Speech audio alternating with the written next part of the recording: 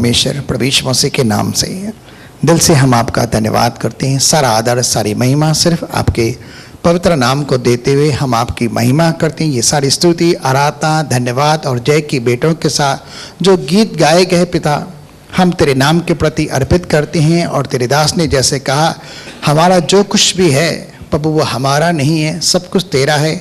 हम तो तेरे ही द्वारा जीवित हैं पिता। हमारी सांसें तेरे द्वारा है, हमारी धड़कनें तेरे द्वारा है, वरना हम तो मिट्टी और ठीकरा हैं पिता। और मिट्टी की तो कोई औकात नहीं है प्रभु। ये तो तेरा अनुग्रह है कि तू हमें अपने समीप आने देता है और आत्मा से भरकर हमारी स्तुति आराधनाओं को सिद्ध करता है। और जो कुछ भी है हम भी हैं तो प्रभु तेरे द्वारा ही हैं। इसलिए हम आपके पवित्र नाम को धन्यवाद और महिमा देते हुए ये सारी स्तुति आराधना और अद्भुत इस गवाही के द्वारा भी हम आपकी महिमा कर रहे हैं पिता। और सारा श्रेय आपके नाम को देते हैं। जैसे शास्त्र में लिखा है धर्मी का चाहे थोड़ा ही धन क्यों ना हो लेकिन दुष्टों के बड़े धन से उत्तम ठहरता है।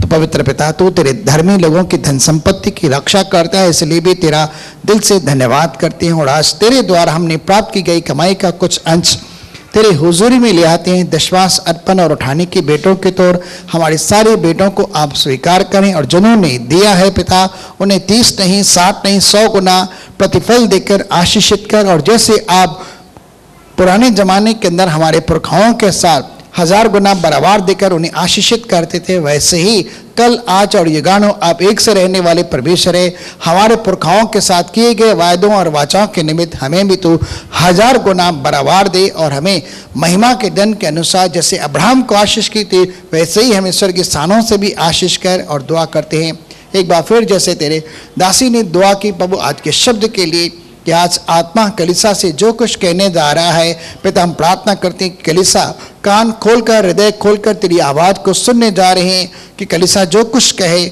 आत्मा में आत्मा जो कुछ कहे कलीसा से कलीसा सुन नहीं। और प्रभु आज के शब्द के द्वारा तेरी महिमा हो पिता। हम सब आपके नाम को धन्यवाद देते हैं, सारी महिमा तुझे देते हैं प्रभु यीशु मसीह के पवित्र और सामर्थी नाम से।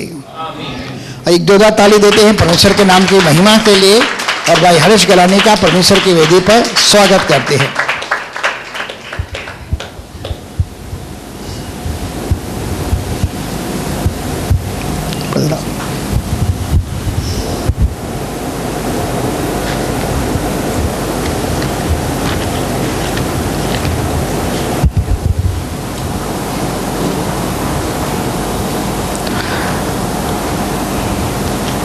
हालेलुया। परमेश्वर का धन्यवाद करते हैं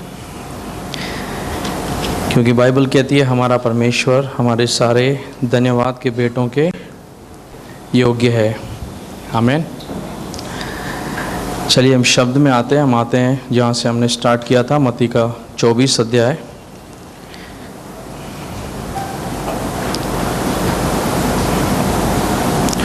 हम 4 पद से आगे पढ़ना आरंभ करते हैं। कृपया थोड़ा ध्यान से सुनिए। अब तक हमने यहाँ पर पढ़ा है जो चेलों ने सवाल किया था और जो उनके पास आने वाले परमेश्वर के राज्य के विषय में जो भी सोच विचार थी वो यीशु मसीह से बात करते हैं।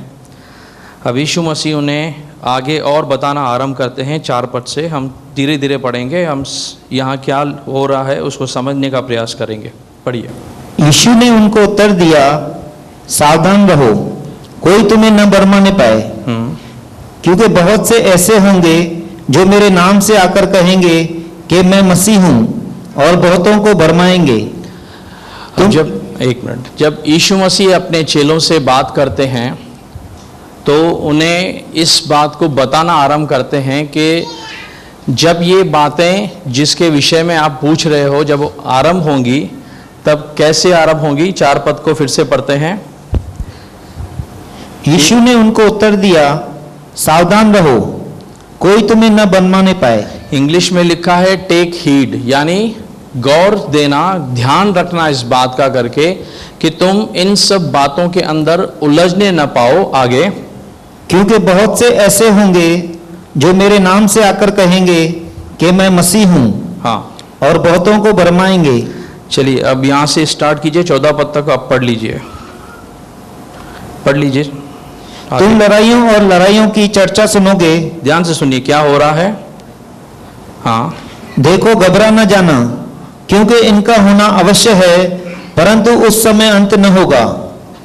क्योंकि जाति पर जाति और राज्य पर राज्य चराई करेगा, और जगह जगह अकाल पड़ेंगे और बेडौल होंगे। ये सब बातें पीड़ाओं का आरंभ होगी। तब वे कलेश दिलाने के लिए तुम्हें पकड़वाएंगे और तुम्हें मार डालेंगे, और मेरे नाम के कारण सब जातियों के लोग तुमसे बैर रखेंगे। तब बहुतरे ठोकर खाएंगे और एक दूसरे से बैर रखेंगे, और बहुत से झूठे भविष्यवक्ता उठ खड़े होंगे और बहुतों को भरमाएंगे। और अधर्म के बढ़ने से बहुतों का प्रेम ठंडा हो जाएगा, परंतु जो अंत तक धीरज धरे रहेगा उसी का उद्धार होगा। और राज्य का यह सुसमाचार सारे जगत में प्रचार किया जाएगा कि सब जातियों पर गवाही हो, तब अंत आ जाएगा। हालेलुया। अब यीशु मसीह उनके सवालों को अपने तरीके से जवाब दे रहे थे। उन्होंने स्टार्ट किया उनको समझाना कि जो तुम बातों को पूछ रहे हो कि अंत कब होगा, तो यीशु धीरे धीरे करके उनको समझाना आरंभ करते हैं। लेकिन सवाल ये है कि जिस मानसिकता में वो उस समय थे, उस मानसिकता से उन सब बातों को समझ पाना उनके लिए बहुत कठिन था। क्योंकि जो चीज़ें अब तक हमने देखा अगले सप्ताह में या अगले सभाओं में, कि जो चीज़ें अब तक उन्होंने नहीं समझी हैं उसके विषय में, जैसे यीशु उनसे बातें करते हैं कि मैं जा रहा हूँ पिता के पास, वापस आऊँगा, तुम्हें लेकर जाऊँगा। वे उलझन में थे क्योंकि कुछ कुछ चीज़ें उन्होंने समझी थी, कुछ कुछ चीज़ें अब तक उनके सामने क्लियर नहीं थी। तो एक ऐसे कहें कि अधूरा समझा हुआ व्यक्ति जो आगे वो उनको बता रहा है करके, उसके विषय में उन्होंने सुना। पवित्र आत्मा ने ये सब उनके द्वारा जो सामने थे ये गवाही के रूप में लिखवाया। अब इस चीज को समझिए, वापस आइए 5 पद में लिखा है, बहुत से ऐसे होंगे जो मेरे नाम से आकर कहेंगे कि मैं कौन हूं, कौन हूं, और बहुतों को भरमाएंगे। अब क्योंकि जब हम इस अध्याय को पढ़ते हैं, अमूमन इस अध्याय को पढ़ने में बहुत सारी उलझनें होती हैं, क्योंकि यह यीशु मसीह के आगमन को लेकर है। तो यीशु मसीह का आगमन, जैसे हम लोग कहते हैं कि पहली बार यीशु आया और हम क्या कर रहे हैं, उसका इंतजार कर रहे हैं कि यीशु दोबारा आएगा, ठीक। लेकिन दोबारा आने के अंदर भी जो कंफ्यूजन है कि यीशु जब कलसियाओं को लेने आ रहा है, कि यीशु पृथ्वी पर लौट के आ रहा है, इस विषय के अंदर जब आप इस चीज को पढ़ते हैं तो बहुत सारे समय इस चीज को समझ पाना कि यह कौन से विषय में लिखा है उलझन पैदा करता है। अब आप कहेंगे, मान लीजिए कभी आपने ऐसे भाइयों या बहनों को देखा है जिनकी शक्ल बहुत ज्यादा मिलती हो, देखा है, जुड़वा को भी देखा होगा। मान लीजिए किसी ने लगभग सिमिलर कपड़े पहने हैं, तो हमें उनको पहचानने में आसानी होती है कि दिक्कत होती है। मान लीजिए कोई व्यक्ति यहाँ पर, किसी आप बच्चे को आपने देखा, बड़े को आपने देखा, उनको लगभग सेम कपड़े पहने हैं, वो गया और दूसरा लौट के आया।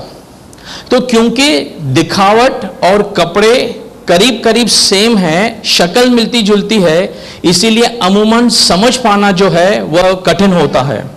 मैं ऐसे नहीं कहता हूं कि नामुमकिन होता है, लेकिन कठिन होता है, क्योंकि दिखावट सेम है, अपीयरेंस सेम है, और होने वाला जो है, तो अमूमन जैसे हम इन चीजों को पढ़ रहे हैं यहां पर, क्योंकि यीशु मसीह का आना कलीसिया के लिए भी है, यीशु मसीह का आना इजराइल के लिए भी है, तो दोनों चीजें जो हैं वह यीशु मसीह के आने से ताल्लुक रखती हैं। तो अमूमन इस अध्याय के अंदर पढ़ते समय बहुत सारा कंफ्यूजन पैदा होता है। हम थोड़ा थोड़ा करके इन चीजों को, जितना मैं समझ पाया हूं, मैं आपके सामने खुलासा करूंगा। मैं एक चीज आपसे जानना चाहता हूं, जितना सुसमाचार आपने सुना है, हम यहां पर जीते हैं, तो यीशु हमें कहां और कैसे लेने के लिए आएगा? बताइए, आपने क्या समझा है? यीशु आएगा लेने? पक्का है? कहां पर आएगा? कहां पर? बादलों पर? पक्का है भाई? कुछ कंफ्यूजन है तो बताइए। बादलों पर आएगा? यानी जहां पर हम प्रभु के साथ मिलने वाले हैं वह कौन सी जगह है? आसमान पे। अगर हम जीवित रहे तो, अगर हम में से जो लोग सो गए, बाइबल कहती है वो जी उठेंगे और जो जीवित हैं वो बादलों पर उनके साथ मिलेंगे। ठीक, यानी कलीसिया यीशु मसीह से कहां मिलेगी? अब समझिए इस बात को। वह कह रहा है बहुत से ऐसे लोग आएंगे जो मेरे नाम से आके कहेंगे मैं कौन हूं। अगर कोई आपके सामने आकर कहता है मैं मसीह हूं, तो कलीसिया के पास यह संदेश है कि वह मसीह को मसीह करके क्यों अपनाएगा, क्योंकि उसके पता है कि मसीह पृथ्वी पर नहीं आने वाला है, वह तो कहां आएगा? इस बात को समझिए कि वह जब बोल रहा है कि बहुत से मेरे नाम से आएंगे और कहेंगे मैं मसीह हूं, तो वह कलीसिया को कह रहा है कि इजराइल को कह रहा है, क्योंकि कलीसिया को मसीहा जो है वह मिल चुका है, लेकिन इजराइल अभी भी इस बात के इंतजार में बैठे हुए हैं कि हमारा मसीहा आएगा और हमारे लिए आके राज्य को स्थापित करेगा। हालेलुया। और आएगा तो कहां आएगा? उनके लिए, इजराइल के लिए मसीहा कहां पर आएगा? यरूशलेम में। अगर आपने नहीं पढ़ा तो अच्छे से पढ़िए। कलीसिया विश्वास करती है कि हमारा उद्धारकर्ता आया, जैसे वह बादलों पर उठाया जा रहा था, तो उस समय वहां पर जो दूत खड़े थे उन्होंने कहा कि तुम जिस यीशु को जाते हुए देख रहे हो, इसी रीति से तुम इस यीशु को आते हुए देखोगे। ठीक, वो कहां पर थे? जैतून पहाड़ पर। यीशु मसीह वहीं से गया, यीशु मसीह वहीं पर आएगा। हमने देखा था इसको अगले बार। लेकिन पौलुस कहता है हम मसीह में जो हैं वह सोने वाले नहीं। हम क्या होंगे? पलक झपकते उठा लिए जाएंगे और कहां मिलेंगे? आसमान में। तो कलीसियाओं के लिए परमेश्वर के साथ यानी यीशु के साथ जो मिलना है वह बादल है, लेकिन क्योंकि उन्होंने मसीहा को त्याग दिया, नहीं पहचाना कि यीशु ही मसीहा है, इसीलिए इजराइल आज भी इंतजार कर रहा है कि हमारे लिए मसीहा आएगा। तो कहां आएगा? जहां मंदिर होगा। मंदिर कहां होगा? यरूशलेम में। तो मंदिर जब होगा वो वहां पर होगा। ठीक, अब वह कहता है उनसे बहुत से ऐसे होंगे जो मेरे नाम से आकर कहेंगे मैं कौन हूं? कौन हूं? तो इस बात को समझने का प्रयास कीजिए, थोड़ा सा जोर दीजिए करके। अगर विश्वासी को कोई आकर कहता है कि देखो मसीहा यहां पर है या मसीहा वहां पर है, तो उसके लिए एक ये बड़ा चिन्ह है करके कि मसीहा पृथ्वी पर आ ही नहीं सकता। हमारे लिए मसीहा का मिलना कहां है? बादलों पर। जब यीशु उनसे बातें करना आरंभ करता है, वह उनसे स्पष्ट रीति से बता रहा है कि बहुत से जब आएंगे तब मेरा तुमसे आगे अनुसरण करेंगे कि देखो मैं मसीह यहां पर हूं, क्योंकि उसे पता है कि मसीह विरोधी आने वाला है। उसे पता है करके कि बहुत सारे आकर कहेंगे कि इजराइल को छुटकारा देने वाला मैं हूं। मुझे एग्जैक्ट समय नहीं पता, लेकिन कुछ समय पहले एक शायद यूरोप के अंदर या मिडिल ईस्ट में कहीं से एक व्यक्ति उठा था जिसने बताया था करके कि मैं मसीहा हूं करके, जिसका आगमन इजराइल कर रहा है और शीघ्र मैं अपने आप को उन पर प्रकट करूंगा। हालेलुया। आप चेक करेंगे इतिहास में तो ऐसे बहुत सारे लोगों ने क्लेम किया है कि वे मसीह हैं करके। बाइबल बताती है करके यीशु जब उनसे वार्तालाप करना स्टार्ट कर रहा है, हम छोटी छोटी बारीकियों को अगर पकड़ेंगे हमें पता चलेगा यीशु किनसे बात कर रहा है। यीशु कलीसिया से बात कर रहा है या यीशु इजराइल के विषय में बात कर रहा है। हम आगे बढ़ते हैं, हम देखते हैं दूसरे पद को। 6 पद में आइए। तुम लड़ाइयों की क्या करोगे? चर्चा सुनोगे। देखो घबरा न जाना, क्योंकि इनका होना परंतु उस समय अंत न होगा। अब जब हम इन चीजों को पढ़ते हैं करके, अमूमन मैंने आपको कहा क्योंकि सिमिलरिटी बहुत है तो हम कंफ्यूज हो जाते हैं, क्योंकि ये चीजें हमारे साथ भी घट रही हैं। क्योंकि आज हम देख रहे हैं कि इजराइल के अंदर इजराइल जब घिरा हुआ है, लेकिन साथ साथ हम देखते आए हैं इस आखिरी सदी के अंदर पहला विश्व युद्ध, first world war, second world war, और अब जो है धीरे धीरे ऐसा अनुमान लगाया जा रहा है कि थर्ड वर्ल्ड वॉर की तरफ जो है वर्ल्ड चल पड़ा है। हालेलुया। तो इस चीज को समझ पाना यह तो हमारे साथ भी लागू है, क्योंकि हम भी लड़ाइयों की खबरें सुन रहे हैं, बराबर है। इसको थोड़ा सा सिंप्लीफाई करते हैं। यीशु मसीह जब अपने मंदिर में आएगा, या हम कहें कि यरूशलेम में आएगा, वह कौन सा समय होगा? अंत का समय। अंत का समय, क्योंकि बाइबल बताती है जब यीशु मसीह आएगा उस समय लड़ाई का अंत होगा। वह मसीह विरोधी को, झूठे नबी को क्या करेगा? पकड़ के गंधक की जेल में डाल देगा। शैतान को 1000 वर्ष के लिए चेन से बांधा जाएगा, और यहां पर मसीह जो है 1000 वर्ष तक अपने लोगों के साथ मसीह का राज्य स्थापित करेगा। हालेलुया। अगर आप नए हैं तो बाइबल को थोड़ा आपको समझना पड़ेगा। अगर आपको पता है इस बात को, हम इंतजार कर रहे हैं कि यीशु मसीह जब आएगा हम कलीसिया उसके साथ जाएंगे, लेकिन जब यीशु मसीह पृथ्वी पर आएगा तब इज़राइल के अंदर आएगा, और उसके बाद इस पृथ्वी पर 1000 वर्ष का क्या होगा? राज्य स्थापित होगा। तो जैसे जैसे हम आगे बढ़ रहे हैं, हम कौन से समय में जा रहे हैं? हम अंतिम पड़ाव में जा रहे हैं। समझ रहे हैं? नहीं समझ रहे हैं? मैं थोड़ा और इसको समझाने का प्रयास करता हूं। हम कौन से समय में जी रहे हैं? शुरुआत से लेकर अंतिम दिनों में। अच्छे से समझिए इस बात को, हम अंतिम समय में जी रहे हैं, और यीशु मसीह ने अंतिम समय के विषय में बहुत सारी बातें कही हैं। तो इज़राइल के अंदर होने वाली घटनाएं लास्ट के समय के अनुसार हैं। हम भी अंतिम समय में जी रहे हैं। इज़राइल के विषय में जो बातें कही गई हैं वह भी अंतिम समय के लिए हैं। तो यह एक कोइंसिडेंस नहीं है, क्योंकि दोनों पड़ाव एक जैसे हैं, तो होने वाली घटनाएं दोनों के ऊपर प्रभाव डाल देंगी। समझिए इस बात को। कलीसिया भी उसी दौर से होके गुजर रही है, इज़राइल भी उसी दौर से होके गुजर रहा है, क्योंकि दोनों अंतिम समय के लिए हैं। हालेलुया। 70 ईस्वी में जब इज़राइल का अस्तित्व पृथ्वी से मिटा था, और 1948 में जब इज़राइल वापस से बहाल हुआ, तब से लेकर आप देखेंगे तो थोड़े थोड़े अंतराल में इज़राइल के ऊपर बहुत सारे बार हमला हुआ है। 1967 में देख लीजिए, अभी आप देख लिए, अगले साल से अक्टूबर से इज़राइल के अंदर बहुत सारी गतिविधियां हो रही हैं। धीरे धीरे इज़राइल जो है वह गिरता जा रहा है। हम भी उस समय में जी रहे हैं जहां से लड़ाइयां हो रही हैं। हालेलुया। तो दोनों, क्योंकि हम साथ साथ इन चीजों को अनुभव कर रहे हैं, इसीलिए अमूमन इन चीजों को एक अपने ऊपर या कलीसिया के रूप में समझा जाना जो है वह उलझन पैदा करता है। थोड़ा आगे बढ़ते हैं और हम देखते हैं इन बारीकियों को कैसे आगे चल रहे हैं। 7 पद में आइए। जाति पर जाति, राज्य पर राज्य चढ़ाई करेगा, जगह जगह अकाल पड़ेगा, भूइंडल होगा। अब इस बात को समझिए, जब यीशु बोल रहा है तब कोई 2 साल, 4 साल, 5 साल, 7 साल के विषय में बात नहीं कर रहा है। वह अंतिम समय के लिए बात कर रहा है। इज़राइल कब बना? 1948 में। अब तक कितने साल हो गए? कितने हो गए?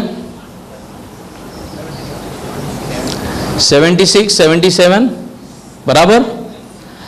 77 सालों से इस पृथ्वी के ऊपर भूकंप भी हुए हैं, अकाल भी पड़े हैं। लेकिन क्या इससे पहले भूकंप नहीं पड़े? इससे पहले अकाल नहीं हुआ? पड़ा कि नहीं?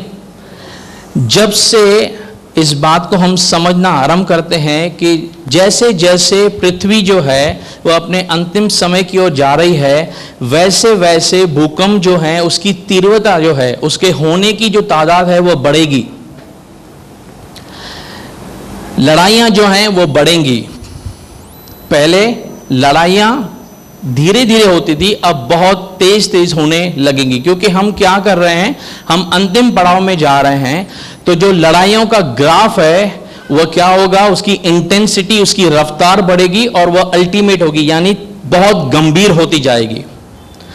तो हम जहां पर रह रहे हैं चीजें हमारे साथ लागू हैं। अब अमूमन मैं इसको कैसे आपको समझाऊं, चलिए मैं अपना पुराना उदाहरण यूज करता हूं।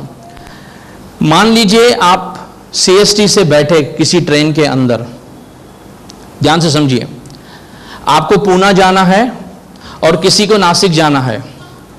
लेकिन जैसे आप CST से स्टार्ट करते हैं, कल्याण तक आपकी यात्रा सेम रहेगी, सेम रहेगी। क्यों? क्यों? बोलिए बोलिए। रास्ता एक ही है, लेकिन जैसे हम कल्याण पर आते हैं वहां से दो रास्ते बन जाते हैं, बराबर। वैसे ही जैसे हम इस अंतिम समय में जी रहे हैं, तो कुछ ऐसी घटनाएं हैं जो अंतिम समय के लिए रखी गई हैं, और हम भी कलीसिया अंतिम समय तक बने रहेंगे। तो जब तक वह अंतिम समय आता है, ये चीजें सबके ऊपर प्रभाव डालेंगी। समझ रहे हैं? हालेलुया। CST से कोई गाड़ी निकलती है, वो कहता है मैं पूना जा रहा हूं, लेकिन वो नासिक वाली गाड़ी में बैठा है, तो उसके पास कल्याण तक उतरने का ऑप्शन है कि नहीं? या CST से कोई गाड़ी जा रही है नासिक की तरफ, उसको पूना जाना है, या पूना की गाड़ी में नासिक वाला बैठा है, वह कल्याण तक तो सेम आ सकता है, लेकिन उसके बाद उसकी जो यात्रा है वो अलग हो जाएगी। तो जैसे हम कलीसिया के रूप में यहां बैठे हैं, तो संसार के अंदर होने वाली जो घटनाएं हैं, जो यीशु मसीह ने इजराइल को चिताने के लिए अंतिम समय के विषय में लिखी हैं, वह हमारे साथ प्रभावित है। हम उनके साथ में प्रभाव होते हैं, क्योंकि ये सब चीजें अंतिम समय को प्रकट कर रही हैं। आगे बढ़िए। ये सब बातें क्या होंगी? पीड़ाओं का आरंभ होंगी।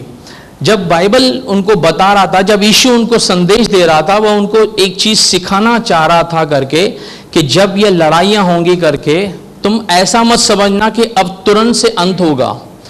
इस चीज को अगर आपको समझना है, तो आप एक इजरायली नागरिक के रूप में समझिए। जो इजरायली हैं, आप उसके पास जाइए। जब इजराइल बना है, तब से लेकर किस मानसिकता में, या किस हम कहें कि इंतजार में वे मसीह के जी रहे हैं, लेकिन बार बार लगातार जो है उनके ऊपर किस रीति से, जो बनने के बावजूद भी तकलीफें हैं।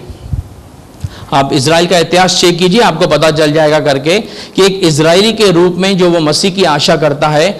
आज भी जब कोई पर्व आता है, आप वहां पर भीड़ देखिए, आप उनके रोने को सुनिए, वो कैसे रोते हैं मसीहा के आगमन के लिए।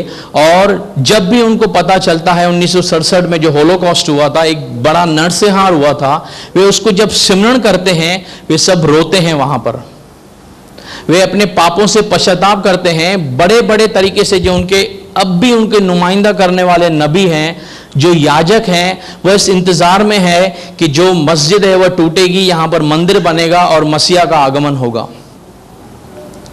तो पीड़ाएं जो हैं उनके लिए वहां से स्टार्ट हैं। आगे पढ़िए।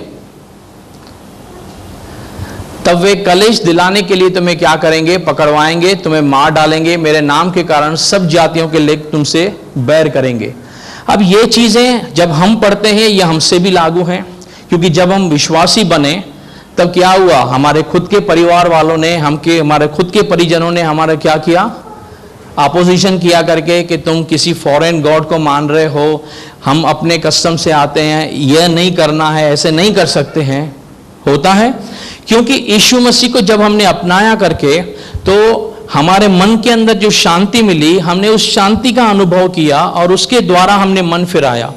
लेकिन जिस व्यक्ति ने उस शांति का अनुभव नहीं किया, आज भी संसार में लोग हैं। आज भी आप देखते हैं कलीसियाओं को सताया जाता है, कलीसियाओं के विरुद्ध में बातें हो रही हैं। तो यह चीजें इजराइल से भी लागू हैं। आज भी आप इजराइल के जो चारों तरफ राष्ट्र हैं उनको देखिए, वो उनको निगलने के लिए तैयार हैं। तो कलीसिया के विरुद्ध में भी शैतान अपनी पंक्तियां बांधे हुए है, और इजराइल के ऊपर भी वो अपनी पंक्ति बांधे हुए उनको नाश करने के लिए। देख रहे हैं कुछ समानताएं हो रही हैं करके। यह समानताएं कहीं कहीं पर उलझन पैदा करती है समझने के लिए कि क्या हो रहा है। वहां लिखा गया है कि मार डालने के लिए तुम्हें पकड़वाएंगे, सब जातियों के लोग तुमसे बैर करेंगे। हालेलुया।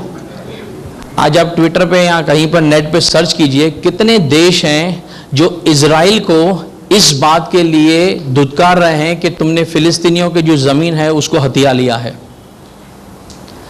और आज उसी को अपने से तुलना कीजिए। कितने लोग हैं जो विश्वासियों को कहते हैं करके कि तुमने गलत काम किया है करके तुमने धर्म परिवर्तन किया है। हालेलुया। आगे बढ़िए। तब बहुतरे ठोकर खाएंगे और एक दूसरे से बैर रखेंगे। आगे, बहुत से झूठे भविष्यवक्ता उठ खड़े होंगे और बहुतों को भरमाएंगे। अब मुझे एक चीज समझाइए,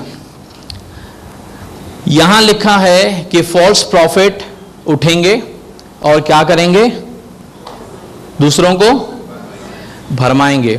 मुझे एक चीज समझाइए करके, आज बाइबल जो है, एक प्रॉफिट का मतलब क्या है आज के तारीख में? एक नबी का मतलब क्या है? ऐसा नहीं कि मान लीजिए कल आपके साथ क्या होगा करके आप किसी के पास गए, उसने कहा कि आपकी शादी फलाना तारीख को हो जाएगी या इस साल में हो जाएगी, तो वो आपके जीवन में प्रोफेसी कर रहा है। ऐसे विषय में बाइबल नहीं कहती है। बाइबल बताती है ऐसे विषय में प्रॉफिट उसे कहा जाता है जो परमेश्वर के वचन को क्या करता है? बोलता है। बाइबल उसे क्या कहती है? प्रोफेटिक। ये प्रोफेटिक है, और जो उनको बयान कर रहा है उसे प्रोफेसी के रूप में या प्रॉफिट के रूप में या नबूवत के रूप में कहा जाता है। हालेलुया। जब आप वचन को पढ़ते हो तब आपको कौन दिया गया है? सीखने और समझने के लिए पवित्र आत्मा दिया गया है, बराबर। जब पवित्र आत्मा मेरे पास है, जब वचन मेरे पास है, समझिए इस बात को, जब परमेश्वर का वचन इस समय में वर्तमान में मेरे पास है, जब उसका आत्मा मेरे पास है, तो किस कार्य के लिए दिया गया है? वचन को समझने के लिए। तो वचन को सिखाने के लिए जो पवित्र आत्मा है, वो हमारे लिए जो कह रहा है कि कोई झूठा भविष्यवक्ता आकर तुम्हें ऐसा बता देगा। चलो एक आधा केस में हो सकता है कि कोई चीज हमने ना समझी हो, जैसे हमारा आगमन को लेकर डिफरेंस है, लेकिन वह ऐसा नहीं है कि फॉल्स प्रोफेसी है। समझ रहे हैं बात को?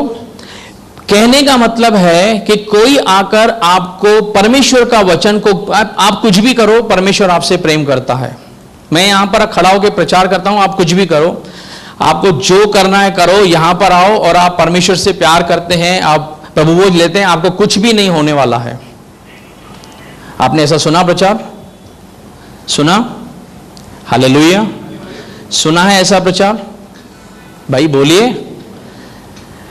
आप दुनिया के अंदर जो कुछ करना चाहते हैं आप करते रहिए, और यहां पर आकर आप वर्शिप कीजिए, और यहां पर आकर आप परमेश्वर की आराधना कीजिए, और परमेश्वर आपसे प्रश्न रहेगा। आपने ऐसा प्रचार सुना है? सुना है? आप यीशु मसीह को जो है वह न अपनाइए, लेकिन यीशु मसीह की तरह दिखने वाले को अपनाइए। हालेलुया। एक चीज को समझिए, झूठा भविष्यवक्ता जो है या झूठा नबी जो है, जो फॉल्स प्रॉफिट है, आज इजराइल की हालत जाकर आप देखिए, उनके जो नबी है उन्हें गुमराह करके बैठे हुए करके कि हमारे लिए मसीह आने वाला है करके। उनका एक नबी दावा करता है करके कि मैं मसीह के साथ डेली बात करता हूं, और अब वह मुझे बताने वाला है कि उसका आगमन कौन से दिन पे होगा। सोचिए इस बात को करके कि एक ऐसा राष्ट्र जिसने पहले ही मसीहा को मिस किया है, अब ऐसे लोगों के पास में है जो उनको न सिर्फ गुमराह कर रहा है, लेकिन उनको गलत डायरेक्शन में लेके जा रहे हैं। वह दावा करता है मसीह मुझसे कानों में आके बात करता है। हालेलुया। अब लोग, उनके पास वचन नहीं, उनके पास पवित्र आत्मा नहीं, वे अगर वचन को पढ़ते हैं तो जो नबी या याजक उनको बताता है वह पढ़ते हैं, और अब वो जो उनको बताते हैं कि मसीहा आने वाला है, तो वो उस बात पे आंख बंद करके टिके हुए हैं कि इसको पता है मसीहा आने वाला है। समझ रहे हैं बात को? लेकिन आपके और मेरे पास जीवित परमेश्वर का वचन है। मैं और आप बाइबल घर में बैठ के पढ़ सकते हैं। परमेश्वर की आत्मा मुझे और आपको सिखा सकता है कि यह जो वचन है और यीशु मसीह जो है वह उद्धारकर्ता परमेश्वर है। चीजों को जब आप समझना आरंभ करेंगे, वह कौन से विषय में बात कर रहा है, आपको छोटी छोटी बारीकियां दिखाई पड़ेंगी जहां से यीशु मसीह उनको लेके जा रहा है। आगे बढ़िए। और अधर्म के बढ़ने से बहुतों का प्रेम ठंडा पड़ जाएगा। आज यहाँ क्या है, संसार के अंदर बहुत सारा अधर्म बढ़ चुका है। आप देखिए लोग जो हैं उत्साह के साथ यीशु मसीह के पीछे हो लिए। अब मैं दोनों चीज़ों में जा रहा हूँ, कंपैरिजन दोनों तरीके से हम कर रहे हैं, कलीसिया के हिसाब से भी और इजराइल के हिसाब से भी। लोगों का प्रेम जैसे जैसे ठंडा पड़ता है, क्योंकि मैंने आपको पहले बताया था वर्तमान कलीसिया की परिस्थिति ऐसी है। कलीसिया को क्या चाहिए, लोगों को क्या चाहिए, खाने के लिए रोटी होनी चाहिए, पहनने के लिए कपड़े होने चाहिए, घर के अंदर आरामदायक सुविधाएं होनी चाहिए, पैसा होना चाहिए और जिस चीज़ों की आवश्यकता है वह होनी चाहिए, तो हम यहाँ आकर परमेश्वर की आराधना करेंगे। लेकिन अगर इन चीज़ों का अभाव है करके, तो लोगों के अंदर विश्वास जो है वह क्या होने लगता है, धीरे धीरे जाने लगता है। हालेलुया। परमेश्वर प्रार्थना सुनता नहीं। हमारे पास हम प्रार्थना करते हैं, हम कलीसिया आते हैं, हम सब करते हैं, लेकिन कुछ होता नहीं। इस चीज को आप समझ सकते हैं करके आप अपने अड़ोस पड़ोस में देखेंगे, आप अनुभव कर सकते हैं कि विश्वास जो है वह एक दिन में ठंडा नहीं पड़ता।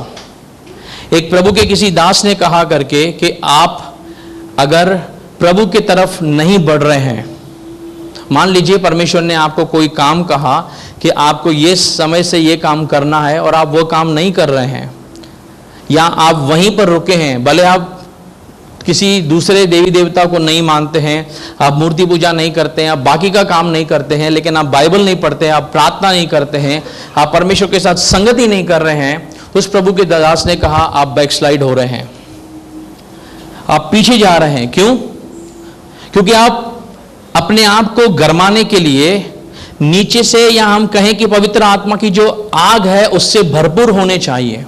जब आप गैस पे किसी पतीले को रखते हैं, आप उस गैस के अंदर जो पानी उबल जाता है उसको आधे घंटे के लिए बंद कर दीजिए। पानी क्या होगा? धीरे धीरे ठंडा होगा, एकदम से नहीं होगा, धीरे धीरे ठंडा होगा। लेकिन अगर आग नीचे कंटिन्यूस जल रही है तो वह ठंडा होगा नहीं ना। क्यों?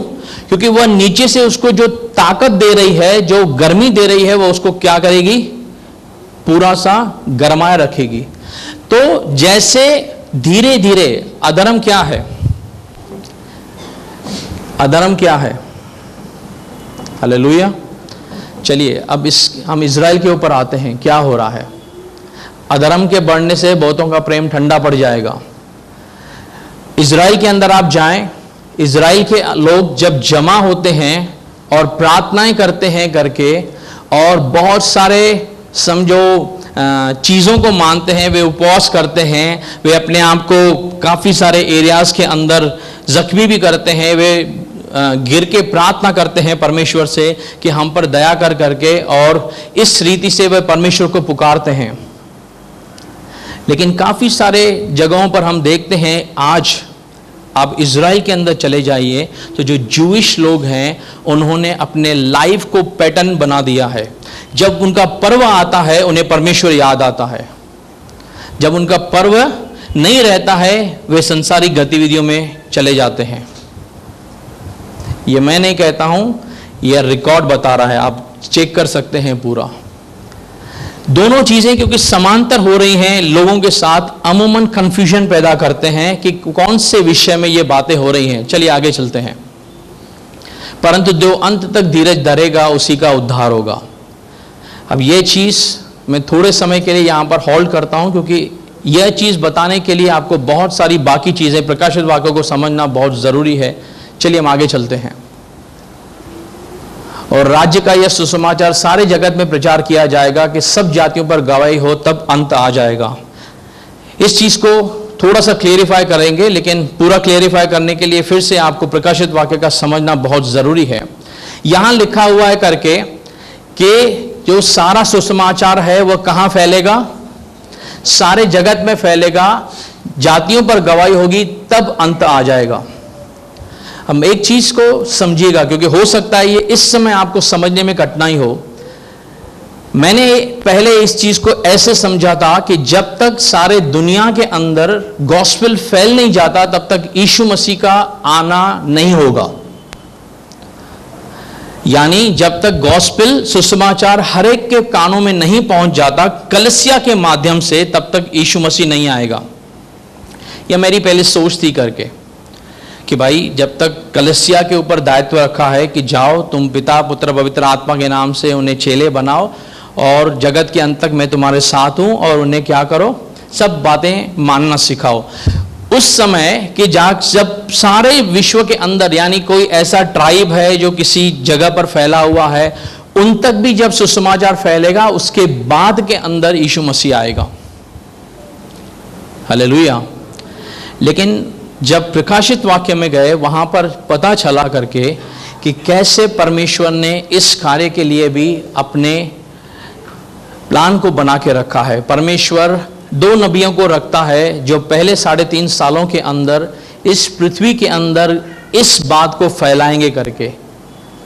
और बाइबल बताती है, अगर आप 11 अध्याय पढ़ेंगे प्रकाशित वाक्य का, उन लोगों ने सारी पृथ्वी को हिला दिया था करके, उनके पास अधिकार था करके कुछ भी आसमान से बारिश को लाने का, कोई भी विपत्ति लाने का, और उनको बारिश को स्टॉप करने का अधिकार दिया गया है। वे उन 3.5 सालों में जो पहले वाले होंगे उनके पास ये दायित्व दिया गया है कि वे पृथ्वी को इस बात से पूरी तरीके से आगाह करें, बताएं करके। और परमेश्वर ने साथ ही साथ इजराइल के लिए भी एक चिन्ह रखा है, 1,44,000 लोगों को नियुक्त करके रखा है कि जाकर परमेश्वर का गॉस्पेल बताओ। केवल इतना ही नहीं, लेकिन जब वे गवाह मर भी जाते हैं तो 14 अध्याय कहता है परमेश्वर अपने दूतों के द्वारा आकाश में संदेश को भेज रहा है। वो वहां से कहता है करके, जो इस दुष्ट का, इस मसीह विरोधी का मार्क अपने सिर पर लेगा वह क्या होगा, परमेश्वर की मदिरा का कटोरा पिएगा और गंधक की झील में डाला जाएगा। Hallelujah, hallelujah. कौन बता रहा है? स्वर्गदूत। सारी पृथ्वी पर वह फाइनल राउंड लगा रहा है बताने के लिए करके कि अगर कहीं पर चूके तो याद रखना परमेश्वर का न्याय तुम्हारे ऊपर प्रकट होगा। अब एक चीज को आगे बढ़ने से पहले मैं आपको थोड़ा सा डराने की कोशिश नहीं, लेकिन प्रोत्साहन देने की कोशिश कर रहा हूं। समझिएगा इस बात को। जिसने शैतान का मार्क लिया उसे भोजन वस्तु यहां मिलने वाली है, उसे सब कुछ जो छूट गया, मैं उसकी बात कर रहा हूं। 3.5 साल के अंदर यहां पर जो व्यक्ति रहेगा, जो मार्क लेकर घूमेगा, उसके ऊपर परमेश्वर का तो क्रोध आने वाला है। लेकिन जैसे ही उसने मार्क लिया, पर जो दुष्ट का, जो शैतान का, जो मसीह विरोधी का मार्क है, जो निशान है, वह लेगा, उसको यहां पर चीजें सहूलियत से मिल जाएंगी, लेकिन वह परमेश्वर के क्रोध से नहीं बचेगा। और अगर उसने मसीह विरोधी का इनकार किया कि मैं मार्क नहीं लेने वाला हूं, तो क्या होगा? चीजें सामान्य होंगी उसके लिए। चीजें पृथ्वी के ऊपर बेहद बेहद भयानक होंगी। उसको खाना नहीं दिया जाएगा, उसे किसी भी तौर तरीके से कहीं पर भी, केवल मसीह विरोधी उसका जान का दुश्मन होगा। हालेलुया, हालेलुया होगा। अब एक चीज समझिएगा, जब आज की परिस्थिति में, जब अनुकूल परिस्थितियां हैं, जब परमेश्वर आसानी से मुझे और आपको सब चीजें मुहैया करा रहा है, और ऐसी परिस्थितियों के अंदर जब थोड़ा सा दबाव आता है, थोड़ी सी चीजें घूमना आरंभ करती हैं और आप परमेश्वर को पकड़े नहीं रखते हैं, या आप परमेश्वर को छोड़ने के लिए तैयार होते हैं, आप उन 3.5 साल के अंदर कभी भी आप एक्सेप्ट नहीं करेंगे कि हम परमेश्वर के लिए मरना पसंद करेंगे। अगर आज आप परमेश्वर को पकड़े रहना चाहते हैं, अगर आज आपने मिस किया, तो आज का दिन आपको याद आएगा कि उस दिन हमने क्यों जब परिस्थितियां अनुकूल थी, जब परिस्थितियां बहुत सामान्य थी, भले तकलीफें थी, भले सताव था करके, कलीसियाओं के विरुद्ध में सताव था, लोग हमें सताते थे, उस समय भी हमें परमेश्वर को पकड़े रहना चाहिए था करके। अगर थोड़ा सा सताव, अगर मान लीजिए कोई आपको यहां घुस के आता है और आपके कहीं पर आपको 2-4 घूसे लगाता है और आप डर जाते हैं और कहते हैं नहीं, मुझे मसीह नहीं चाहिए, मैं यहां से चला जाऊंगा। ऐसी परिस्थितियों में अगर आप इंकार करना चाहते हैं, मैं आपको गारंटी के साथ कहता हूं, आप उस समय के अंदर मसीह को थाम के नहीं रख सकते हैं, क्योंकि उस समय गर्दन के ऊपर यहां पर आपके तलवार होगी। हो सकता है आपके बच्चों के यहां गर्दन पे तलवार हो कि यहां तो आप मार्क लगवाओ, यहां तो आप मर जाओ। और अगर आप आज की अनुकूल परिस्थितियों में परमेश्वर को आप पकड़ के रखते हैं और आज आप परमेश्वर के लिए सताव के अंदर भी जब आप परमेश्वर का पूरी तरीके से उसको क्या कहते हैं कि जैसे पानी आपको लेके जाता है बहाव में, आप छोड़ने को परमेश्वर को तैयार नहीं है, तो परमेश्वर आपके लिए रिवॉर्ड लेकर आएगा। हालेलुया। मैं आपको दावे के साथ, गारंटी के साथ ये चीज को बता रहा हूं कि आज भले परिस्थितियां कितनी भी विकट हों, कैसी भी हों करके, आज आप बाहर आप जाते हैं, हो सकता है आज नए आप विश्वासी हों, आपको जगह जगह पर परमेश्वर में होने के कारण आपको कीमत देनी पड़ रही हो, या आपके पड़ोसी, आपके परिवार वाले, आपके मित्र हो, आपके खुद के घर के लोग आपसे संबंध को बनाए न रखना चाहते हो, उसके बावजूद भी जब आप परमेश्वर को पकड़ के रखने का लिए एक्सेप्ट करते हो कि मैं यीशु मसीह के सिवा उद्धार करता किसी को नहीं मानूंगा, चाहे मुझे कौन सी भी कीमत अब चुकानी पड़े, आप उन सारी बातों के लिए अगर आज आप तैयार हो, आप याद रखिएगा करके, आपको एक आने वाले थोड़े समय के बाद जो है परमेश्वर एक बड़ा रिवॉर्ड देने को जा रहा है। और अगर वह रिवॉर्ड जो मिस करेगा, वह उस आज जो वह सहूलियत को ढूंढ रहा है, वह उस समय इस बात को याद रखेगा, मैंने बहुत बड़ी गलती की उस समय। अगर मैंने उस समय जो नुकसान था, मैंने आपको एक चीज पूछी थी, आपको याद होगा करके, आपके पास 10 रुपए हैं और आपके पास 100 रुपया है, आप एक चीज आपको खोनी है, आप क्या खोएंगे? कौन सी चीज खोना पसंद करेंगे? 10 रुपए बराबर 100 रुपए तो नहीं खोएंगे। चलिए अब थोड़ा सा एग्जाम्पल को घुमाते हैं, एक तरफ 100 रुपया है, दूसरी तरफ 2000 रुपए है, आप किसको खोएंगे? किसको? चलिए एक तरफ 2000 है, दूसरी तरफ 1 लाख रुपया है, किसको खोएंगे? क्यों? आप 2000 को पहले तो पकड़ के रखे थे, अब क्यों खोने को तैयार हैं? क्योंकि दांव पर उससे कोई बड़ी चीज लगी है, बराबर। वैसे ही जब आपको पता है कि इस समय में जो आपके साथ हो रहा है, इससे बड़ा आने वाले समय में दांव लगेगा, जब शैतान आपके विरुद्ध पंक्ति पूरी कस के बांधेगा, तो आज की परिस्थितियां आपको इस बात का एहसास दिलाएंगी कि चाहे यह चीज मैं खोने को तैयार हूं, लेकिन मैं प्रभु को छोड़ूंगा नहीं, मैं उसको पकड़ के रखूंगा। तो जब चीजें आपके साथ सामान्य नहीं हैं, जब आपके पीछे जैसे लिखा गया है करके कि हम सताए तो जाते हैं, 8 अध्याय रोमन्स में पौलुस कहता है कि हम सारे तरफ से कलेश तो झेलते हैं, लेकिन हम क्या है, ठंडे नहीं पड़ते हैं। तब जब आपके विरुद्ध में शैतान कोई भी युक्ति लेकर आता है, आपको गिराने की कोशिश करता है, तो शैतान को इस बात का मुंह तोड़ जवाब दीजिए करके कि हम परमेश्वर के लोग हैं, हम गिरने वाले या पीछे हटने वाले नहीं हैं। पौलुस कहता है मेरे लिए भविष्य में एक रिवॉर्ड है, एक पुरस्कार है जो प्रकट होने वाला है, और मैं उसकी तरफ, उस लक्ष्य की ओर बढ़ते जा रहा हूं। हालेलुया। पौलुस ने वहां से उस रिवॉर्ड को देख लिया था जो स्वर्ग में था, और पौलुस आखिरी दिनों में जीता था। वह एक जगह लिखा है कि हम अंतिम पड़ाव में हैं, we are in the last hour, हम लोग आखिरी घड़ी में हैं।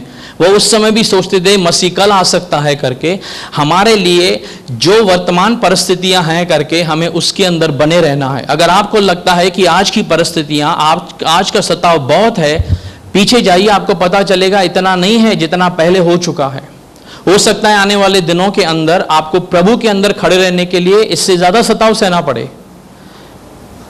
हालेलुया। लेकिन इस बात को समझ लीजिए करके कि अगर आज थोड़ी थोड़ी चीजें हैं और आपको लगता है नहीं यह चीजों के लिए मैं तैयार नहीं हूं, तो आज हो सकता है आप 2000 रुपए के लिए 100 रुपए को खोना पसंद करेंगे, लेकिन जब लाख दांव पर लगा होगा आप कहेंगे 2000 ले लो, लाख को नहीं खोना। तो जो पुरस्कार है स्वर्ग में वह करोड़ों अरबों रुपए से काफी अच्छा है। इसीलिए आज जो कुछ आपको इसके सामने खोना पड़ सकता है, उसके लिए तैयार रहिए। आप सोचेंगे भाई ये कौन सा प्रचार कर रहे हो, हम यहां पर आते हैं हमारा दुख, कलेश, पीड़ाएं जो हैं वह समाप्त हो जाएं, आप तो कहते हो कि आप कीमत चुकाने के लिए तैयार रहिए। Hallelujah, hallelujah. जो चीज मेहनत करके हम खून पसीने से कमाते हैं उसकी कदर करते हैं, जो बैठे बैठाए आसानी से मिलती है उसकी कदर नहीं होती। तो उद्धार परमेश्वर ने मुफ्त में दिया है, यह आपके और मेरे लिए क्या है? मुफ्त में है, लेकिन परमेश्वर जो मुफ्त में देता है, शैतान जो है उसको छीनने के लिए भी बैठा हुआ है। मुफ्त में तो मिला है, कदर तो तू करेगा नहीं। जब मैं छीनने के लिए आऊँगा, परिस्थितियाँ विपरीत लेकर आऊँगा, उस समय तो तू ढीला पड़ जाएगा। लेकिन आज इस बात को समझिए करके कि चाहे परिस्थिति कौन सी भी आ जाए, अपने विश्वास को थामने के लिए ठंडे ना हो जाएं, लेकिन विश्वास को पकड़ के रखिए। हालेलुया। क्योंकि जब यहाँ से आप जाएंगे, विश्वास में लेकर जाएंगे, और मैं गारंटी के साथ कहता हूँ जो पृथ्वी का भविष्य होगा, और अगर आप देख पाए करके, उस दिन आपको पता चलेगा आपने कौन सी बड़ी क्या किया। कैसे एग्जाम्पल दूं, मान लीजिए करके एक जगह पर आप रुके हुए हैं और आप देख रहे हैं बड़ी सी तबाही सामने से आ रही है, और अचानक से ऐसा हुआ करके आपको चारों तरफ से कुछ दिखाई नहीं पड़ता, लेकिन कोई परमेश्वर ने आपके लिए साधन दिया, कोई ऐसा मिलिट्री का हेलीकॉप्टर भेजा और उसने आपको खींच लिया और आप ऊपर उठाए गए, और अचानक से पूरी बाढ़ ने या तबाही ने उस स्थान को क्या किया, तहस नहस कर दिया। जब आप थोड़ा सा ऊपर देखेंगे, नीचे आपको क्या दिखाई देगा, यहां मैं हो सकता था, लेकिन इसके वजह से जो ये हेलीकॉप्टर है जिसने मुझे ऊपर उठा लिया, मेरी जान बच गई। हालेलुया। तो आप अगर उठना चाहते हैं तो आपको तैयार रहना पड़ेगा परमेश्वर के बातों के लिए। समझ रहे हैं? यह पद बताता है करके कि राज्य का सुसमाचार सारे जगत में प्रचार किया जाएगा, सब जातियों पर गवाही हो, तब अंत आ जाएगा। मैं आपको बात कर रहा था कि यह चीज़ें जो हैं, कुछ चीज़ें हैं जो मैं आपको बताई हैं, हो सकता है इसके लिए आपको बहुत और रिसर्च करनी पड़े समझने के लिए करके। यीशु मसीह उनसे बातें कर रहा है अंतिम पड़ाव को लेकर, यीशु मसीह उनको समझा रहा है करके। थोड़ा सा और आगे बढ़ते हैं। अब यहां से यीशु मसीह कुछ और चीजों को लाना आरंभ करता है। 15 पद से पढ़िए। सो जब तुम उस उजाड़ने वाली घृणित वस्तु को, जिसकी चर्चा दानियल भविष्यवक्ता के द्वारा हुई थी, पवित्र स्थान में खड़ी हुई देखो। बस ब्रदर 2 मिनट रुकिए। अब यीशु मसीह उनको कहता है कि जब तुम उस उजाड़ने वाली घृणित वस्तु को, अगर आपने बाइबल थोड़ा भी समझा है या पढ़ा है तो आपको पता होगा करके कि यह जो है मसीह विरोधी, जो एंटी क्राइस्ट आने वाला है, उसके विषय में लिखा है कि जब वह आएगा और मंदिर के अंदर अपनी मूर्ति को स्थापित करेगा, यह उसके विषय में बात लिखी गई है। इस चीज को समझ पाना आसान है, क्योंकि मंदिर कहाँ होगा? यरूशलेम में। मूर्ति कहाँ स्थापित की जाएगी? यरूशलेम में। यरूशलेम कहाँ है? इज़राइल में। तो यह बात इज़राइल के लिए लिखी गई है और इज़राइल राष्ट्र के लिखी गई है। इस चीज को यहां से समझ पाना आसान है। ठीक है, चलिए आगे बढ़ते हैं। तब जो यहूदिया में हो वे पहाड़ों पर भाग जाएं। हाँ, जो कोठे पर हो वह अपने घर में से सामान लेने को न उतरे। अब थोड़ा थोड़ा करके इन बारीकियों को हम फिर से देखते हैं। ब्रदर 16 पद में आइए। तब जो यहूदिया में हो वे कहाँ जाएं? कहाँ जाएं? इंग्लिश में लिखा है जो इन जूडिया, यहूदा प्रदेश के अंदर हो वे कहाँ जाएं? पहाड़ों पर चले जाएं। अब जब आप ये पंक्तियां पढ़ते हैं तो आपको समझना आसान हो जाती है कि यीशु मसीह एक जगह को नाम लेकर बोल रहा है उनसे। यहाँ यीशु मसीह ऐसा नहीं बोल रहा है करके कि सारे विश्व में तुम कहीं पर भी हो तो पहाड़ पे चले जाना। हालेलुया। अब यह जो यीशु मसीह उनसे बात कर रहा है वह पर्टिकुलर जो महाकलेश का समय आ रहा है उसके विषय में बात कर रहा है। और जब मसीह विरोधी अपने आप को प्रकट करेगा, क्योंकि पहले 3.5 साल जो हैं वह क्या करेगा, जो यहूदी हैं, जो इजरायली हैं, वह उन्हें मंदिर के अंदर मेल बलि और जितने सारी बलियां वो चढ़ाते आए हैं वह उन सबों को उसी रीति से करता रहेगा। लेकिन अचानक से, क्योंकि जैसे दानियल नबी की बात आई करके कि दानियल के पास यह दर्शन दिया गया कि वह आधे सप्ताह के अंदर, यानी 7 सालों का जो बीच का काल है, 3.5 साल के अंदर वह क्या करेगा, वह उन सब मेल बलियां का जो चढ़ावा जो चढ़ा रहे थे वह उनको स्टॉप कराएगा और क्या करेगा, वह अपनी मूर्ति को स्थापित करेगा। हालेलुया। और क्या कहेगा, यह जिसको तुम बोलते हो ये मसीह मैं हूं, अब इसकी पूजा करो। अब आप इस बात को समझिएगा कि यहूदी जो हैं, इजरायली जो हैं, किसके लोग हैं? परमेश्वर के। तो उनकी जो 10 आज्ञाएं हैं उसमें यह मुख्य आज्ञा है कि तू किसी भी अपने लिए मूर्ति को स्थापित नहीं करना। तो जो इजरायली हैं वो इस बात को कभी एक्सेप्ट नहीं करेंगे करके कि तू अपनी मूर्ति को स्थापित करता है और हम उसकी उपासना करें। याद कीजिए दानियल को, याद कीजिए शद्रक मेशक अबेदनेगो, कौन थे ये? इजरायली थे। लेकिन क्या इन्होंने जाकर उस राजा नबूकदनेस्सर के द्वारा या राजा दारा के द्वारा जो स्थापित की गई मूर्ति थी या जो कुछ उनका पैटर्न था उन्होंने फॉलो किया? क्या किया उसका अंजाम? दानियल को शेरों की मान में डाला गया, शद्रक मेशक अबेदनेगो को धधकते हुए भट्ठे में डाला गया। हालेलुया। तो एक सच्चा जो यहूदी है, भले वो भरमाया गया हो, इस समय नबियों के द्वारा किया गया हो, उसे इस चीज को पता है कि उसका जो परमेश्वर का वचन है वह किसी भी मूर्ति की पूजा करने के लिए उसे अनुमति नहीं देता। तो जब वह 3.5 साल के बीतने पर इस चीज को खड़ा करके कहेगा इसको करो, तब उनकी आंखें खुलेंगी करके कि यह तो मसीह नहीं, यह तो मसीहा नहीं है, हमने गलत को चुन लिया है करके यह मसीहा है। हालेलुया। उस समय बाइबल बताती है वे उसका इनकार करेंगे कि हम इस बात को अनुमति नहीं देंगे कि हम तेरी उपासना करें। उनकी आंखें खुलेंगी और जब वे विरोध करेंगे करके, तब क्या करेगा मसीह विरोधी? खुश होगा। उस समय वहां पर बहुत बड़ा संहार होने वाला है करके, जो मैंने आपको बताया, मेरा मार्क लो वरना मार डालूंगा। अब वहां से स्वर्गदूत कहता है अगर इसका मार्क लिया तो परमेश्वर का क्रोध तुम्हारे ऊपर आएगा। यह बोल रहा है करके मार्क नहीं लोगे तो यहां पर जीना दुश्वार कर दूंगा। सोचिए पृथ्वी पर हालात कितने बिगड़ने वाले हैं। समझ रहे हैं? हालेलुया। एक कहावत है ना, आसमान से गिरे खजूर में अटके। लेकिन अगर आसमान से गिरे खजूर में अटके और नीचे धधकता हुआ भट्ठा है तो कहां गिरे?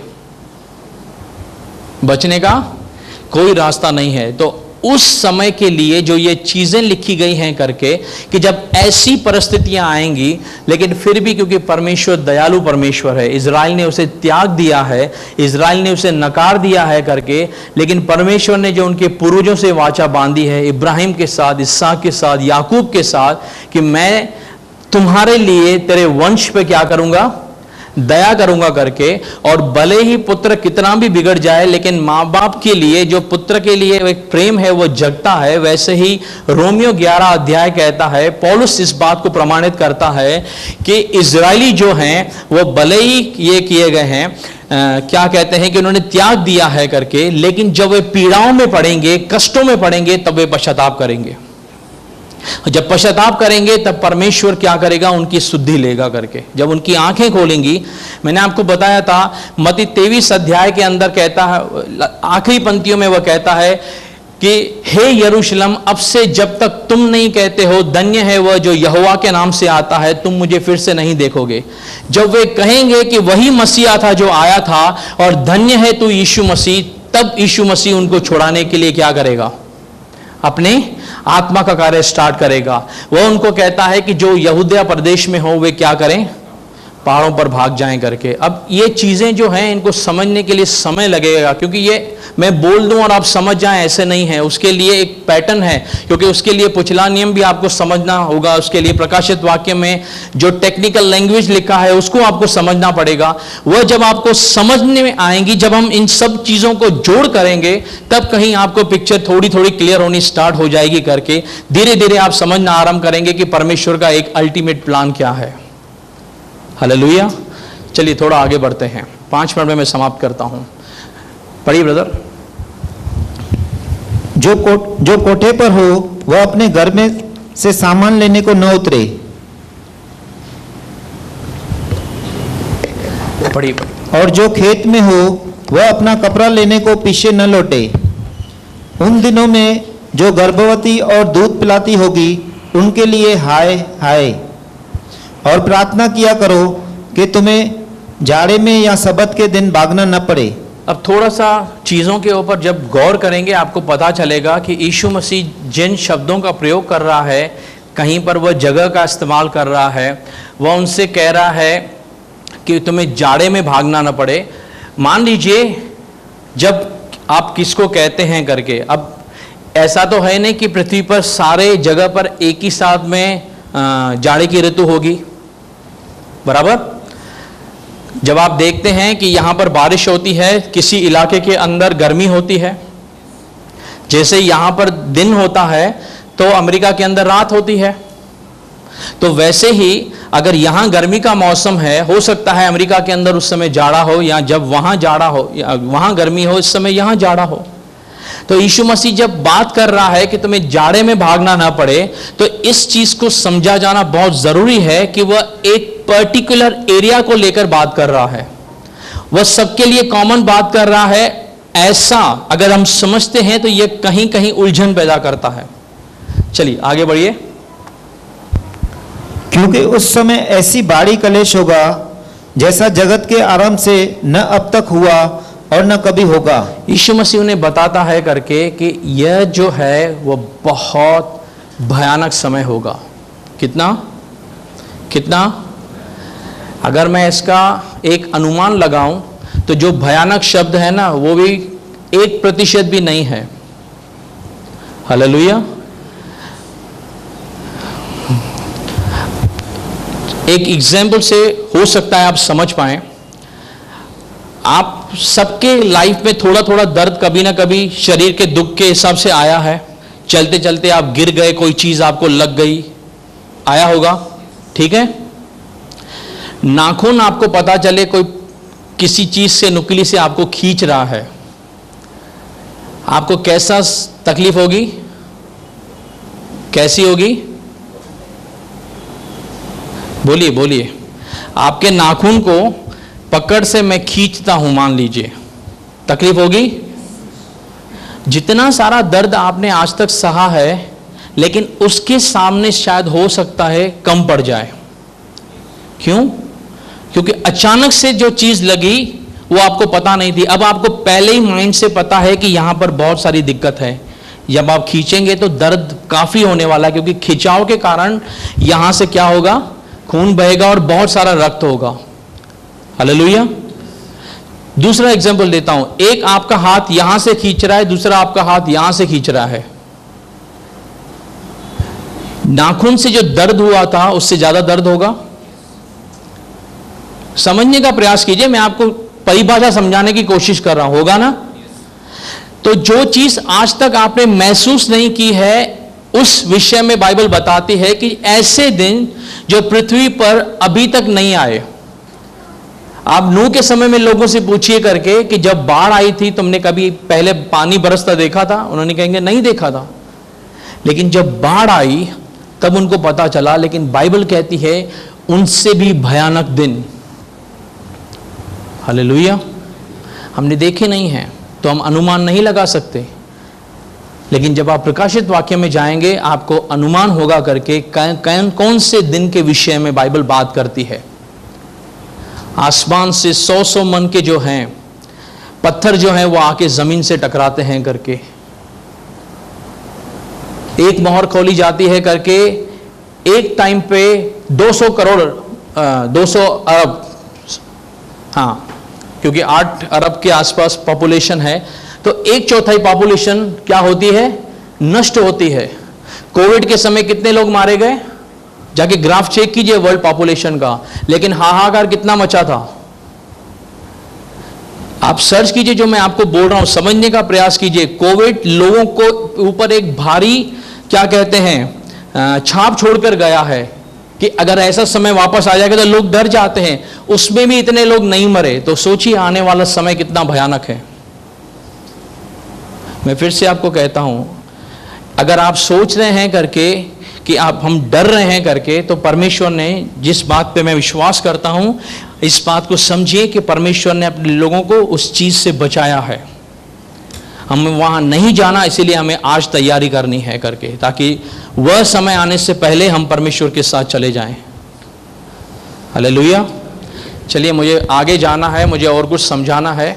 इसके कनेक्टिंग टॉपिक्स हैं जो मैं लूका से कुछ बातों को क्लियरिफाई करना चाहता था, लेकिन क्योंकि समय हो रहा है, कोशिश करूंगा करके जितना इस जो क्या कहते हैं, मत्ती का जो थोड़ा सा कन्फ्यूजन टॉपिक है, जितना इसको गहराई से लेकर जाएं, क्योंकि हम जैसे जैसे इसको आगे बढ़ेंगे करके बहुत सारी कुछ ऐसी चीज़ें हैं जो यहाँ से समझना बहुत ज़रूरी है करके। तो इस अध्याय को पढ़िए। अगर आपको और लगता है तो मैं आपको थोड़ा सा होमवर्क देना चाहता हूँ, ताकि आप जब अगली सभा के अंदर हों आप समझ पाएँ कि कौन सी चीज़ें यहाँ होती हैं। तो थोड़ा थोड़ा चलिए पढ़िए। लूका का 21 अध्याय को थोड़ा पढ़िए। पीछे युगांत के जो चिन्ह लिखे हैं, कौन सी घटनाएं कौन से क्रम के साथ हो रही हैं। मत्ती का 24 अध्याय को अच्छे से पढ़िए। हम इन अध्यायों को थोड़ा सा अध्ययन करेंगे करके मैं आपके सामने इस चीज़ को धीरे धीरे करके समझाने का प्रयास कर रहा हूँ करके कि यीशु मसीह ने जब जैतून के पहाड़ पर जो संदेश दिया, जिसको ओलिव डिस्कोर्स कहते हैं, वो संदेश जो है वह किसके लिए था? क्या वह कलीसिया के लिए था या क्या वह इज़राइल के लिए था? अगर जब आप इस चीज़ को समझेंगे बहुत सारी उलझनें आपके सामने से हट जाएंगी करके। हालेलुया। चलिए हम प्रार्थना करते हैं। प्यारे पिता परमेश्वर, हम तेरे नाम को ऊंचा उठाते हैं। हम जानते हैं शुरुआत से लेकर अंत तक तू भला परमेश्वर है प्रभु। जो तुझसे ईमान से चलते हैं, वफा से चलते हैं परमेश्वर, तो उनके पीढ़ी दर पीढ़ी तक अपने ईमान को बरकरार रखता है परमेश्वर। प्रभु हम जानते हैं पिता परमेश्वर के पतरस, यूहन्ना और बाकी चेले तेरे साथ चले थे पिता परमेश्वर, लेकिन तूने पौलुस को एक अभिप्राय से चुना पिता परमेश्वर, और वह पिता परमेश्वर अन्य जातियों तक गया, जो हमारे लिए एक आशीष का कारण बना पिता परमेश्वर। पिता हम प्रार्थना करते हैं कि जैसे तूने अन्य जातियों में से हमें आशीष दी है पिता परमेश्वर, वैसे आज हम इज़राइल के लिए भी सारी कलीसिया मिलकर दुआ करते हैं कि उनकी आंखें खुलने दे पिता परमेश्वर, ताकि भयानक दिन से पहले जितने लोग बचाए जा सकते हैं परमेश्वर, यहोवा तेरे उस भयानक दिन से आने से जितने उस चपेट से बचना चाहते हैं वे यीशु मसीह पर अपना ईमान लाएं पिता परमेश्वर। हम अपने प्रियजनों के लिए, अपने घर वालों के लिए, अपने रिश्तेदारों के लिए भी प्रार्थना करते हैं परमेश्वर कि उनकी आंखें खुलने पाएं प्रभु। उन तक जो सुसमाचार गया है, अगर नहीं भी पहुंचा है तो हमें आशीष कर या किसी भी माध्यम से उन्हें सुसमाचार पहुंचे, ताकि परमेश्वर वे मन फिराएं पिता परमेश्वर। और जितने लोग विश्वास कर चुके हैं, बपतिस्मा ले चुके हैं, अगर वे ठंडे पड़ गए हैं प्रभु, आज हम कलीसिया मिलकर उनके लिए प्रार्थना करते हैं परमेश्वर, उनको गरमाना पिता परमेश्वर, ताकि प्रभु थोड़ा सा यहाँ पर अगर दुख तकलीफ आता है तो उसके लिए परमेश्वर वह अपने बड़े प्रतिफल को खोने न पाए। आज हमारी तुझसे दुआ प्रार्थना है, हर एक की सहायता कर, मदद कर पिता, ताकि तू जो है वह महिमा पाए, चाहे हमें घटना पड़े पिता परमेश्वर। सारी महिमा आपके नाम को देते हुए दुआ यीशु के नाम से मांगते हैं, सुन और स्वीकार कर हमारे आत्मिक पिता। आमीन। प्रभु आप सबको आशीष दे।